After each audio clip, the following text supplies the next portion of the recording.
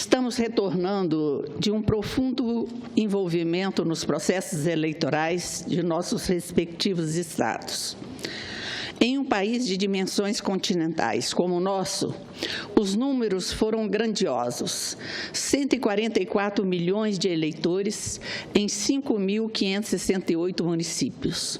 Foram 463 mil candidatos a vereadores e 16.900 candidatos a prefeitos. Em Goiás, especificamente, nos 246 municípios, temos um eleitorado de 4.464.000 pessoas. Tivemos 701 candidatos a prefeitos e 19.835 candidatos a vereadores. A minha pregação ao longo do processo eleitoral foi a de valorizar o Instituto do Voto como uma arma do cidadão. É um instrumento que se constitui no alicerce para a construção da democracia. Esse direito deve ser exercido de maneira livre, com respeito à liberdade individual, à dignidade das pessoas e aos direitos políticos, os quais representam direitos fundamentais. Nesses direitos fundamentais está a fundamentação da dignidade do cidadão diante dos poderes do Estado. Entendo que o voto é o instrumento que o cidadão tem para influenciar o poder público e de ajudar a provocar as mudanças que venham ao encontro de suas necessidades dentro do seu espaço vital, que é o município.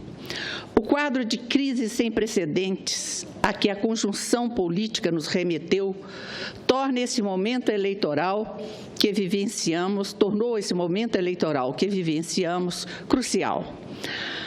Apesar da descrença, da desconfiança do eleitorado, do pensamento de que nada adianta fazer, porque estamos em um mar de corrupção, temos o direito de sonhar e nos comprometer com um país próspero, um país democrático, sem corrupção, socialmente igualitário, economicamente justo, ecologicamente sustentável, sem violência, sem discriminação e sem mentiras.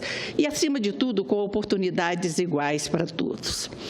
Apesar dos altos índices de abstenção que tivemos, a população que foi às urnas está com esperança. E os gestores que foram eleitos não podem e não devem decepcionar seus eleitores. Mais do que nunca, temos que pensar em gestões de qualidade, capazes de corresponder às expectativas da sociedade. No momento em que há reflexões em relação ao sistema político tendem a se intensificar aqui no Congresso, proposições importantes para a recuperação do crescimento da economia estão na agenda do governo. É sabido que excessos foram cometidos da gestão das finanças públicas. A má gestão dos recursos do erário produziram desequilíbrios acentuados na economia, gerando uma crise de confiança e agravando nossa condição de crescer, gerar emprego e reduzir as desigualdades. A solução para o quadro fiscal passa por uma sinalização firme do governo quanto à sua intenção de adequar o ritmo do crescimento das despesas à evolução das receitas de arrecadação. Os remédios que teremos que discutir e votar neste plenário são, portanto, amargos, mas necessários para enfrentar a situação vivida pelo país. O assustador número de desempregados, aliado ao preocupante número de eleitores que se abstiveram, acendem o sinal de alerta para os administradores municipais. Acrescente-se a esse contingente a mão de obra qualificada que está assumindo subempregos para a sobrevivência da família. Essas pessoas esperam de quem chega à frente dos municípios uma ação responsável, que aponte para uma situação de mudança na qualidade de vida das pessoas. O Estado necessita recuperar sua capacidade de oferecer serviços básicos para a população, o que aumenta os desafios a serem enfrentados pelos prefeitos eleitos nas gestões municipais. As áreas consideradas críticas dos municípios brasileiros são muito bem conhecidas: saúde, educação, saneamento básico, meio ambiente. Urge que os avanços nessas áreas sejam mais consistentes de agora em diante. A população espera, por exemplo, que o planejamento das obras públicas saiam das pranchetas das empresas e passem para as pranchetas do setor público. Espera que as obras sejam mais para melhorar a qualidade dos serviços públicos e menos para atender o apetite daqueles que são usuários dos constantes aditivos de obras ociosas que consomem o dinheiro do contribuinte e são inadministráveis.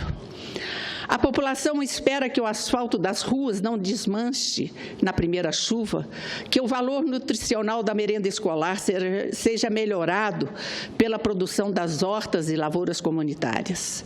Os prefeitos hão de valorizar os CREAs como centro de atendimento social à comunidade nas suas necessidades básicas. Também devem ser valorizados os postos de saúde, com a devida estrutura física e de profissionais de saúde, com equipamentos multidisciplinar. Faça imprescindível o bom uso do Programa Saúde da Família, que tem profissionais valorosos, os quais precisam ser valorizados e usados intensamente. Cito também a necessidade de a gestão contemplar questões como a iluminação pública, que tem implicações sobre a segurança pública. Tenho dito aos prefeitos eleitos, os quais visitam o meu gabinete, que os 2 primeiros anos devem ser de ajuste, de regularização de contas e de preparo dos municípios para os projetos a serem levados a cabo em parceria com os estados e o governo federal. O ajuste fiscal que se faz necessário nas 3 esferas de poder envolve, entre outros aspectos, racionalizar a estrutura da despesa, de modo a garantir as políticas sociais instituídas nos últimos anos e não deixar desamparada a parcela menos assistida da nossa população. A sociedade espera que as conquistas sociais alcançadas nos últimos 20 anos não sejam colocadas em risco no atual contexto de crise. E é nesse sentido que os resultados dos pleitos municipais de 2016 configuram uma renovação de esperança para os eleitores. É inadmissível que, em pleno século XXI, cerca de 50% dos municípios brasileiros não contem com rede de coleta de esgotos. Nas localidades com maiores deficiências de saneamento básico, ainda convivemos com indicadores de saúde equivalente aos países de renda per capita bem inferior à brasileira. As eleições de 2016 devem representar um momento de inflexão para o Brasil. O resultado das ações dos gestores municipais será levado em conta nos futuros pleitos do país. Assim, a responsabilidade dos eleitos é grande e queremos oferecer o nosso apoio nessa jornada. Era o que tinha a dizer, senhor presidente, mas não poderia deixar de fazer aqui nessa tribuna um comentário que julgo da maior importância. Eu tenho que evidenciar aqui o sucesso do programa de repatriação dos recursos